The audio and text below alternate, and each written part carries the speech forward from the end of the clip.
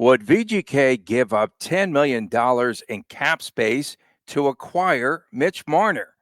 That's our main topic right here on Locked On Golden Knights.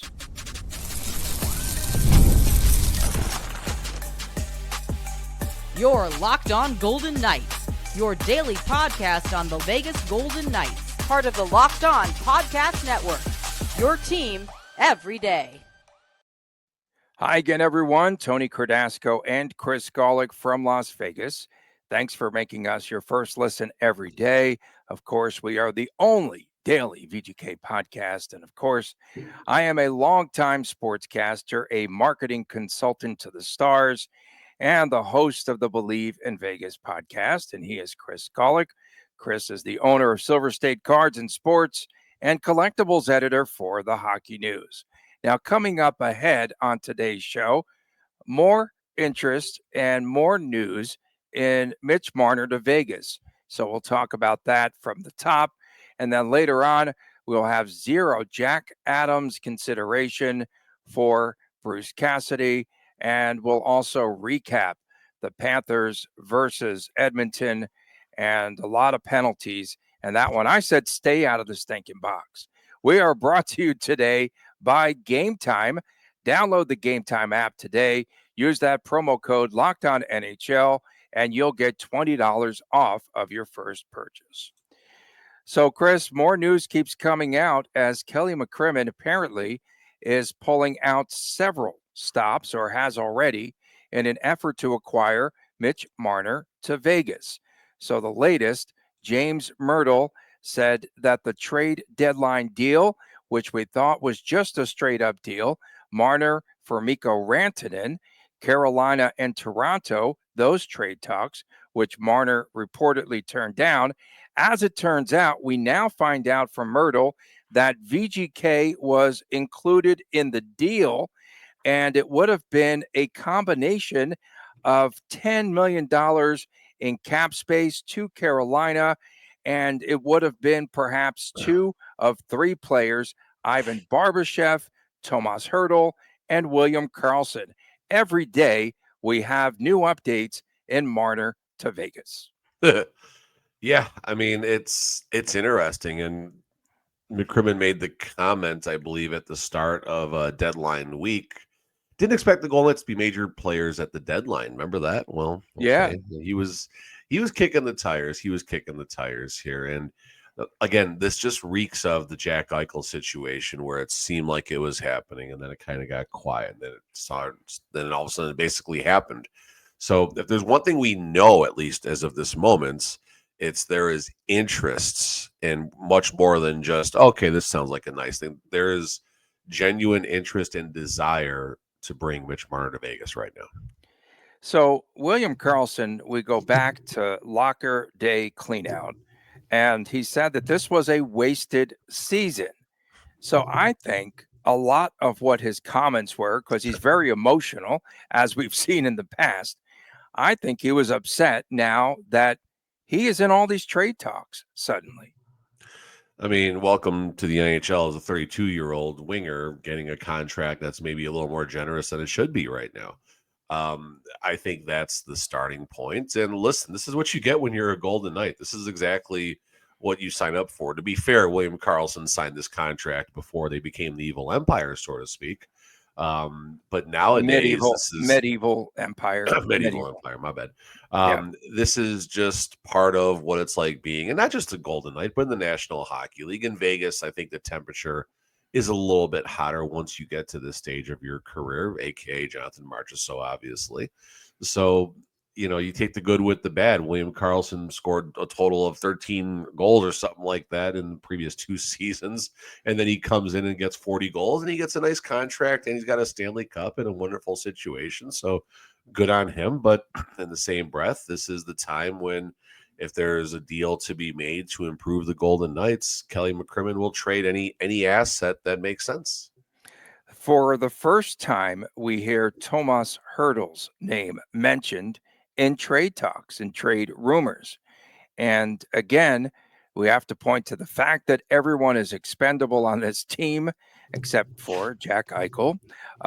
We thought Hurdle, Karlsson was number one on that list for a long time. right, number one by far, and now Hurdle, and I think Hurdle's got all sorts of no trade clauses in his contract, but it's the first time that his name popped up, and I think we're right on a point here because we've been saying we did that one show. Here are players that we feel could be gone, and our list was pretty much Haig, of course, which he's definitely gone.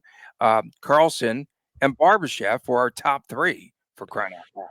Hurdle, according to Puckpedia, has a modified no trade clause, but it doesn't give any details. Like if you hover over William Karlsson, it says he has a 10-teamer, and Barbashev has an 8-team no trade clause. So I don't know the specifics of the no trade clause for Tomas Hurdle, and I don't know if Hurdle. I mean, it just seems strange where the Golden Knights, and not just the Golden Knights, but anyone would flip an asset that quickly after trading for them. When they have that type of contract, Hurdle is under contract at 6.75 until the end of the 2028-29 season. And don't get me wrong, I don't think a lot of people would be overly upset if a deal was made involving Tomas Hurdle. But I mean, listen, I don't see. I think you got to just take a step back for a second. We got to take a step back. Coach Cassidy likes strength down the middle. All right, number one. Mm-hmm. Number two, you're not trading Karlsson and Hurdle getting ready for a playoff run.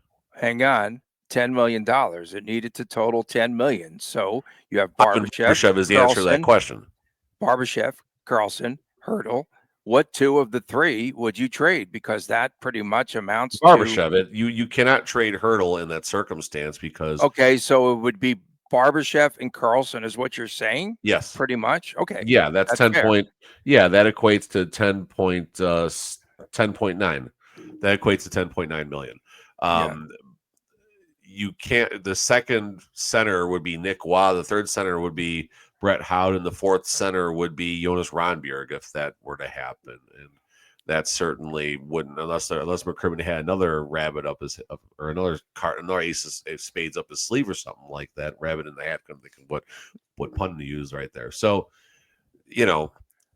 some of this you got to take with a grain of salt. But what we have learned, if there's one takeaway right now, Marner to Vegas is in play. And it's something that Kelly McCrimmon wants to happen. Yeah, McCrimmon wants it to happen. And I think McCrimmon's best shot to do this is in the next 21 days or 20 days before July 1st starts. Yeah, without a doubt. And then we keep seeing rumors and Karlsson's name circulating. And yesterday there was, and again, we know exactly how this organization runs because they definitely get the word out. They test the waters.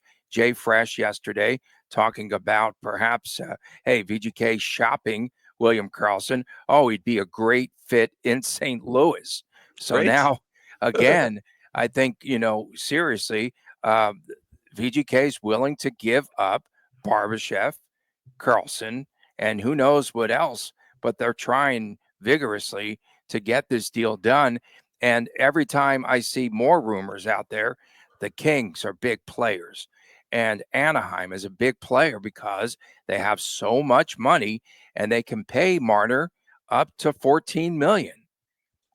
Yeah, I mean, this is I mean, it's June the 10th and it's still interesting and the topics still kind of fall out of the sky for the show right now. So that tells you all you need to right now about the VGK offseason. I think this is a little more exciting than the last VGK offseason because we felt that all the hoopla that needed to happen happened at the deadline last year when the Golden Knights got Hanifin and Hurdle.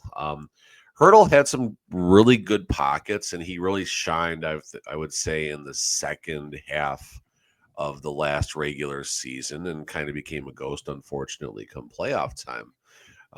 So you wonder what Hurdle's long-term situation is. And the fact that he's only on the hook for 6.7, I think the Sharks are holding 17% of that all the way.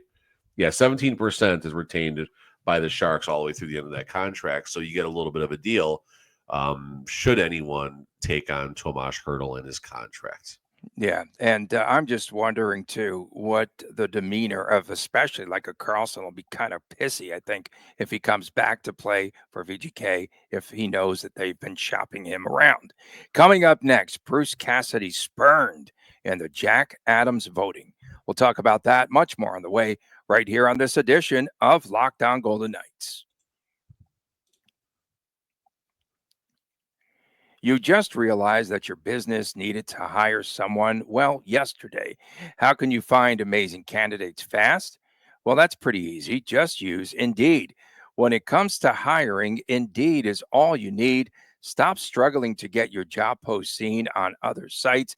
Indeed's sponsored jobs puts your post at the top of the list, at the top of the page, and it helps you to reach the right candidates faster. And I've been a part of Indeed on both sides. I've been out there prospecting for work. And then also, I've placed ads in the past, and it definitely does work. And I've been in that spot where you need to get that right hire right now. So now you can speed up your hiring process with a $75 sponsored job credit. Just go to Indeed.com/lockdown right now and support our show, which is Lockdown Golden Knights. And you can say that you heard about it right here on this podcast. Terms and conditions apply. If you're hiring, Indeed is all you need.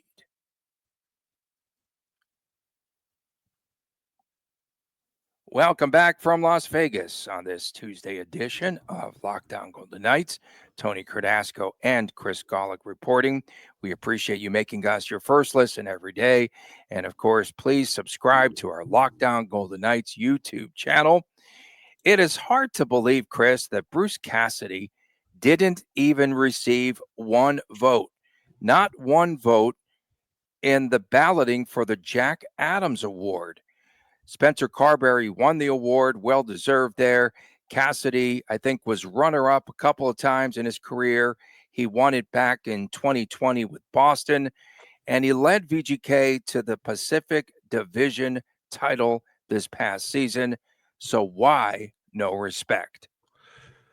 I think we'll start by looking at this list here in Carberry, Arnold, St. Louis, Montgomery, Edmondson, Travis Green. That's those top six. No one else is getting into that top six right there. And then Jim Hiller at 8, I think, is fine. Bednar at You think 9, that's I don't fine? know about that. Yeah, I'm not Berube a at big 10. fan of Hiller. Yeah, What's that? of Hiller. I'm not a big fan of Hiller. Again, he finished below VGK in the standings. Okay, go ahead. Yeah, I mean, and they had a lot of injury issues last year. The Kings did, and he still did okay. Berube, VGK played Huska, with all depth pieces. yeah. Huska for the Flames. I don't think he got enough respect. I think that he should have been up there. And then you got DeBoer, Hines. So basically, the names I would question on this list, I will start with John Cooper. And the reason why I'm going to start with John Cooper at 7 is because very similar circumstances for the Tampa Bay Lightning and the Vegas Golden Knights. Tampa Bay Lightning lose Stamkos. Everything is okay. They do well in the regular season. Same thing with the Golden Knights. They lose Marchessault. They lose Chandler Stevenson. They lose Alec Martinez. They lose a goal. They lose Logan Thompson, etc. Boom, boom, boom, boom. And it was still a nice regular season from Coach Cassidy, and he certainly gets some respect there. And then, to be fair, outside of John Cooper, Bednar, Berube, Huska, DeBoer, Hines, those are local guys throwing a vote for their coach, trying to maybe look good for their local media people and stuff like that. So, should Cassidy have gotten one of these ceremonious local boy, votes or something like that? Maybe, I guess. Does he deserve to be anywhere near the top 6, top 7, top 8, which are pretty cemented? No way. He needed votes. He deserved votes. He really did. I just go back to remember the inaugural presser there when Kelly McCrimmon was asked the question about the power play, and he kind of glossed over that and said, "Nah, that's not going to be a problem." Well, this past season, it truly was not a problem. And you have to talk about the job that not only Cassidy did, but John Stevens, who he's a ghost. We never see him. And Dominic Ducharme, another ghost. Like, I've never heard Joel the guy Ward some speak. credit too. Give Joel Ward some credit too. Okay, we'll give Joel Ward a little credit too. He's still on the coaching staff, I would have to imagine, because I haven't seen future endeavors. but we've never seen him. Another ghost. Like they know we've never heard from these guys. So When I we say heard from Stevens, right? Cassidy, say that again. We did hear from Stevens around Four There you go. Nations this year. He does have a voice. Talking about Cassidy, when I'm saying that I don't know if he necessarily deserved a true consideration. Again, a local guy throwing a vote for their coach, fine. Why whatever. not? Why I don't why care about weren't that. there? Why weren't there? They saw And that's this every a day. question for those gentlemen. But I mean, ultimately where I'm going with this is not indicative of the job that Cassidy did. I think Cassidy did a really good job last season. Again, I just mentioned a second ago all the pieces that left. The Golden Knights were not picked by too many people, if anyone, to be a Stanley Cup contender, to be a division champion, to have that type of year. And the Golden Knights, their injuries were relatively under control this year. But again, you have to give the coaching staff, starting with Coach Cassidy, a lot of credit. You look at the evolution of Jack Eichel, who continues to take more steps forward. Coach Cassidy gets a lot of respect for that. The defense was nowhere near where it should have been from health and performance. And I'll put those separately because it's not all about the health and the poor performance. They're two separate categories. And the goaltending had pockets, but it wasn't necessarily the best goaltending year. Although Aiden Hill did have 50 appearances, which is good. The goalies, Samsonov and everything. It was a lot of questions. So Cassidy did get through less adversity maybe than the last couple of seasons, but as far as man game loss and that type of thing. But Cassidy did a good job with what he had. Someone's got to steer the ship. He's the man. It's his team once that puck drops and once they start practicing. So sure, should Cassidy have received a vote or two somewhere along the way? Yes. Was he anywhere near consideration for he's this a trophy? middle of the pack No, he's guy. not top 10. His team won the Pacific Division. They Yes, won it. absolutely. And they lost a ton of points from a season ago. And he had like nothing. I didn't think they were a cup contender. He had a bunch of depth pieces. Which they ended up being a cup contender. What's really funny is just, again, Mr. Deadpan there in McCrimmon, who's saying, at the deadline, we just didn't we felt like we had all the pieces. Blah, blah. No, they were trying to move players again. It's tremendous what goes on behind the scenes.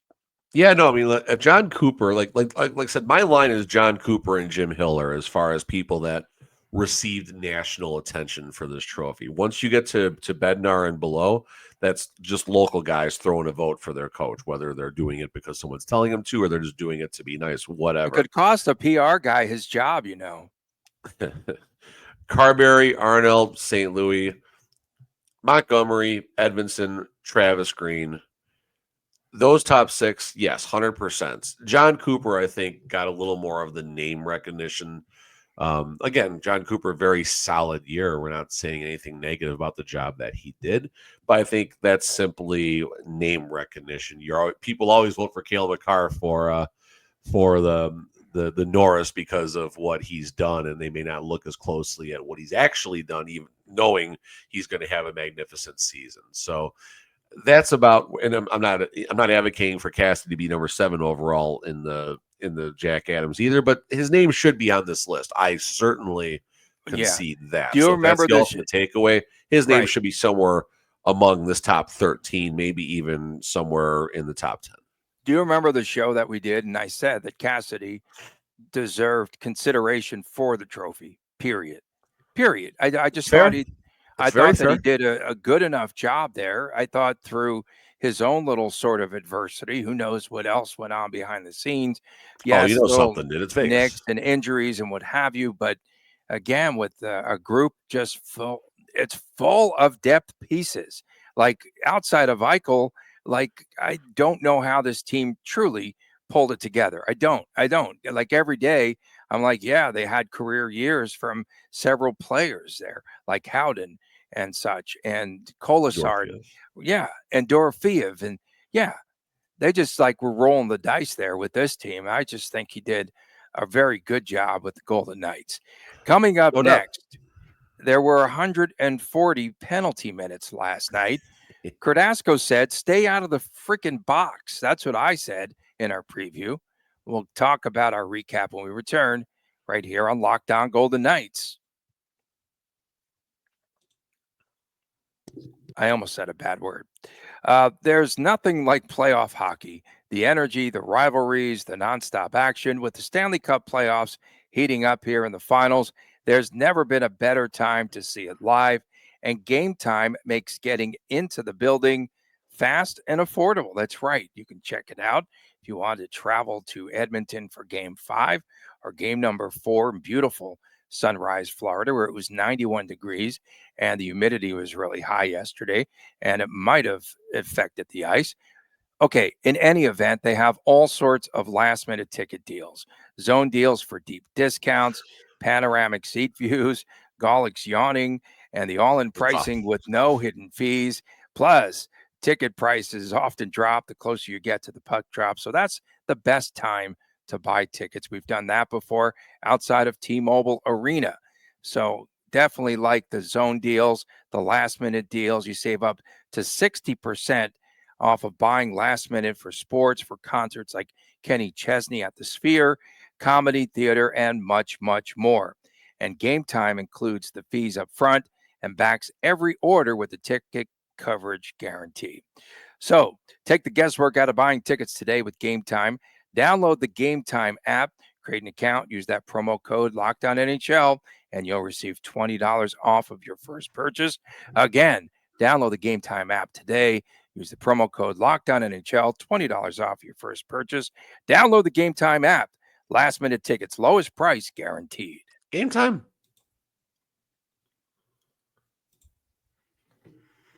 New copy, Golick. Welcome back to this edition of Locked On Golden Knights. You awake over there? Yeah. Good. All right. That was a cough. That was not a yawn. That was a okay. cough. That's good. We appreciate everyone making us your first listen. Don't forget Fridays. We've got WTF Day. What the Friday? That's what that stands for, even though I almost said a bad word on the show and we would have had to have edited it out. And on Saturdays, don't forget the Chris Times, Chris Jr. show. So the Florida Panthers scored 3 times on 11 power play opportunities. Stay out of the box. That was the key. Edmonton played undisciplined, and it cost them last night. The Oilers lose in Florida 6-1, 21 total penalties, amounting to 140 minutes. And this was, to me, shades of an old Edmonton team that we saw maybe a couple of years ago. They were so undisciplined. The best quote of the night was Knobloch. They were asking him about the third period, and he goes, boys being boys, right? But he goes, in the third period, mostly making investments in the next game with all the shenanigans there. But it was it's great when you have every player except for the goalies. We should have had a goalie fight out there fighting big scraps.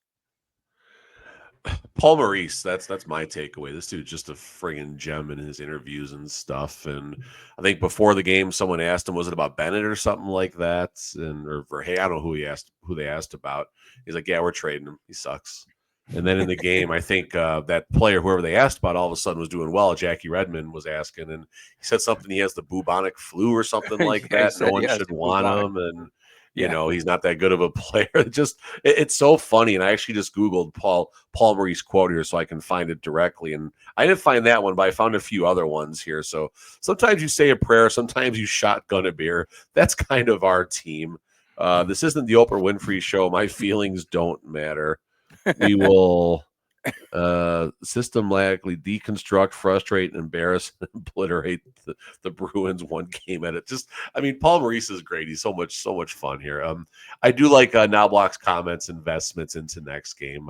The game was relatively out of hand before all the shenanigans started, and the Panthers were the one who came unwound first. That Anton Lindell penalty at the end of the first led to a power play goal by the Oilers, and all of a sudden they're in that game. It's a 2-1 game, and in the amount of time I walked, I think to the bedroom and back out to the loft to watch the game, all of a sudden it's 3-1. So, the Panthers had that response. They had that killer instinct, and this was the game I think that both teams, mainly the Oilers, but both teams kind of needed to get out of their systems, and game 4 will be about playing hockey. And the Oilers, it doesn't change anything in this series. The Oilers go to South Florida with South Florida I mean, where they played. It's South Florida, It's Sunrise. South Florida, okay. They go to South Florida looking to earn a split and then come back game 5 on level ground, and that hasn't changed anything. The outlook of the series, I don't think changes a whole lot, but for the Stanley Cup, the Panthers now minus 265. I think that's very generous. Oilers are plus 215. If the Oilers win game 4, they become a favorite. So I don't know. Connor McDavid said that I don't think that we've played our best hockey. He said Anyone else about the defense? No, he said, that the good hockey's actually coming. He said that. Sam Bennett, 14 goals in the playoffs, and now the Conn Smythe leader going into the clubhouse turn, if you will. The biggest play, so of course, nothing is going to beat the McDavid play through traffic and the dime of a pass to Draisaitl. But number 2 on my list the bullet would have to be Bennett. Hammers a couple of guys. He rams Podkolzin and Klingberg, I think, and then a turnover, and they break out 2-on-0, him and Listerinen, and he just finishes off the play. But that play to me just defines the play of Sam Bennett and just how aggressive he is, and just finishing that play. There was no stopping him. Stuart Skinner was a bust, man. And they beat him, like 4 times on the inside post, 4 times. And I think did he give up 1 5-hole again? I'm so used to him doing that. But yeah, well, game 4 is coming. He'll be on a heater now, games 4 through 7. So it's not going to be the same Skinner out there. Sam Bennett, unrestricted free agent Sam Bennett. Let's make sure we're clear about this. 28-year-old. 51 points, 41 points, 40 points, 49 points his last 4 NHL seasons. But just he's this force out there and type of player that any team would like. You see that grit that he brings, and you also see his ability to score goals and finish, a 3-time 20-goal scorer. And then looking at his playoff stats, he's played 104 playoff games for a 28-year-old. That's pretty spectacular. 104 playoff games, 76 points. So all this Marner talk has everyone distracted here. Sam Bennett's the man right now, it seems like, in free agency. Yeah, and it was, again, a very physical game. I don't know what type of game we'll see in game number 4. You look at some of the other shenanigans. Well, the good scrap of the night, 9:31 to go in the game. Nurse and Gadjevich there, and you had Schmidt paired up with Connor Brown. You had Frederick, who started the shenanigans by cross-checking Bennett, and those two go at it. And then there were some other fights later. There was an incident in which Wallman was spraying water at the Panthers bench. There was all sorts of shenanigans going on in that game. Looking at Sam Bennett here, the spraying the water. I saw the spray in the water was great. That's just, I mean, you had the announcers in between the glass just laughing the whole time at that. Sam Bennett, there, AFP has him at 6. I was 6 just times looking 6. up. 6. Well, how much? 6 times 6.6. Oh, that's on the rise. He's going to get the bag too, and 7-8. I was just looking that up. That's funny that you say that. Yeah, no, I was pulling up while you were yapping about all the penalties and stuff right there. So, I mean, 6.6, keep it under 7. I mean, that's, would you, 1, 2, 3, Tomas Hertl, Eichel, Hertl, Sam Bennett, and maybe even Hurdle down to the third line. I don't know, just thinking out loud here for the Golden Knights. That's something else for the napkin. Someone suggested we should talk about UFA's not named Marner at some point, which I think we haven't had a chance. There's so no, I know 100% hasn't been a chance. But listen, I mean, like we said, both teams got the fights out of their system. They had their moments and everything, and Oilers got a little pressure on them. It's not a must win. We saw them come back from 3-0, so 3-1's a lot easier. But if the Oilers can get this thing back to level going to Edmonton for game 5, then you're going to have a great series here. It's going to be a great series either way. I think this thing is going to go in no less than 6, probably 7 at this point. Let's go 7. Same breath, if the Panthers have the same type of performance, then by about Sunday, we'll be looking for new topics. Yeah, my big prop's going to come in. The over and the props are coming by the first period tomorrow. Yeah, it should be done. James Myrtle, I should say, said Sam Bennett has more goals in these playoffs than he's had in 5 of his 11 NHL regular seasons. Sounds like a Golden Knight already. He's on a heater. We appreciate everyone tuning in. Thank you so much. Don't forget, subscribe to our Locked On Golden Knights YouTube channel. And Friday, don't forget, it's WTF Day. Saturdays, sometimes lights go dim. It is the Chris times Chris Jr. show. For my man, Chris Golick, I'm Tony Cardasco from Las Vegas. We'll see you again tomorrow right here on Locked On Golden Knights. And please take care.